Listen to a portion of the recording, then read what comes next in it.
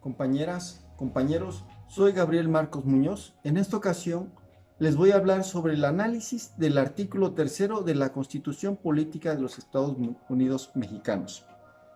¿Qué nos dice el artículo tercero de la Constitución? Habla sobre la educación, pero en realidad no hay una definición sobre el término de educación en el artículo. Sí lo hay en el artículo segundo de la Ley General de Educación, párrafo segundo, que señala: es un medio fundamental para adquirir, transmitir y acrecentar la cultura, siendo un proceso contribuyente al desarrollo del individuo para la transformación de la sociedad, formando mujeres, hombres, niñas y niños con una mejor educación. Ahora bien, vamos a ver cuáles son las características principales del artículo tercero constitucional. Son tres principales: que la educación es laica, gratuita y obligatoria. Sin embargo, hay antecedentes que dieron origen a la educación. Vamos a ir analizando de manera general cada uno de ellos.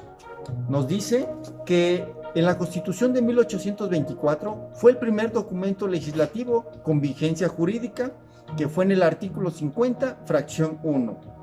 Después vino la Reforma Liberal de 1833 y 1834, siendo Valentín Gómez Farías como jefe de gobierno y en ausencia del presidente en turno, Antonio López de Santana, adoptó medidas muy importantes en materia educativa, las cuales fueron algunas de las siguientes: sustraer la enseñanza de las manos del clero. Ya no intervino más el clero en la educación. Dejar el control de la educación al Estado para que él organizara, coordinara las tareas educativas del gobierno. En estos tiempos, la educación está en manos de la Secretaría de Educación Pública a nivel federal y a nivel Estado a nombre de la Secretaría de Educación. Crearon la Dirección General de Instrucción Pública para el Distrito y Desarrollos Federales. Instruyeron la enseñanza libre, promovieron la fundación de las escuelas, fomentaron la instrucción fundamental para mujeres, hombres, niñas y niños. ¿Qué pasó en el año de 1856 cuando era presidente Ignacio de Comonfort? Ahí, provisionalmente, se elaboró la Constitución promulgada en 1857. En dicho estatuto se prohibieron los monopolios educativos y se otorgaba la libertad en la enseñanza privada. Para 1857, ya el artículo tercero de la educación declaraba que había libertad de enseñar al enseñado. El 15 de abril de 1861, el presidente Benito Juárez expide la ley para unificar planes de estudios para la instrucción básica y crear más escuelas primarias en todo el país. Algo muy bueno. En 1865, Maximiliano de Hamburgo expide la Ley de Instrucción Pública, que establece que la educación es gratuita, obligatoria, restándole injerencia al clero nuevamente. Entonces, ¿qué quiere decir? Que el clero pues seguía, ¿verdad?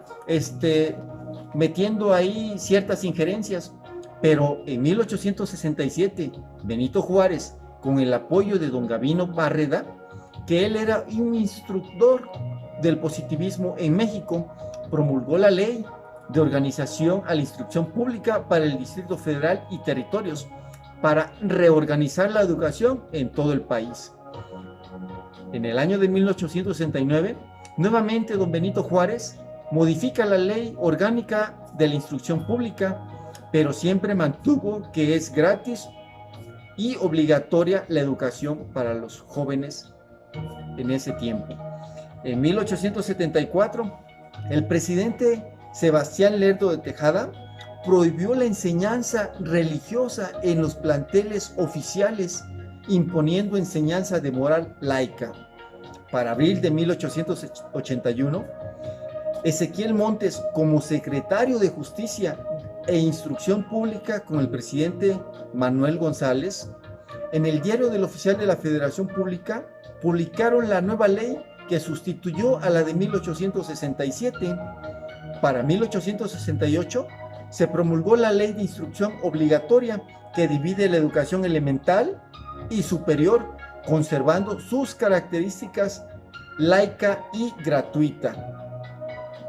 El 1 de diciembre de 1916, don Venustiano Carranza presentó un proyecto de reformas a la Constitución de 1857 al Congreso Constituyente, en el que la educación fue uno de los temas más controvertidos entre los liberales y revolucionarios. Ya la educación para ese tiempo iba muy avanzada, ¿verdad? Pero ahora, sus génesis del artículo 3 fue en la independencia de México. El desenlace fueron discusiones en el Congreso, pero se llevaron a cabo todas esas discusiones hasta que fue promulgada la Constitución que hoy está vigente, que es la de 1917.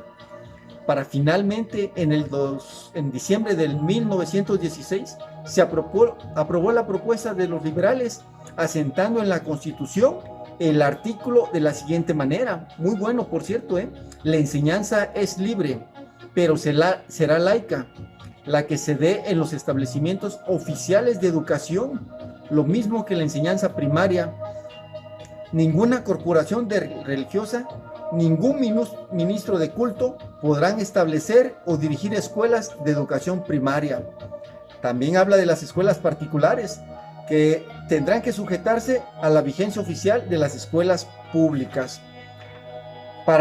Ya como último, compañeros, en el artículo 31 constitucional también se asienta la obligatoriedad por parte de uno como padre para que los hijos reciban la educación, a diferencia del artículo 3 que nos dice que de manera específica la educación debe ser obligatoria dársela a nuestros hijos. En el texto original ya del artículo 3 redactado en la Constitución de 1917 ha tenido muchas modificaciones, muchas reformas, pero sin perder su esencia, que la educación debe ser laica, gratuita y obligatoria. Ahora bien, compañeros, las fuentes consultadas, pues es la suprema autoridad, en este caso en leyes, que es nuestra Constitución, la Carta Magna, que de ellas emanan todas las leyes secundarias, la ley de educación, las leyes federales. Entonces, pues es todo, compañeros, en cuestión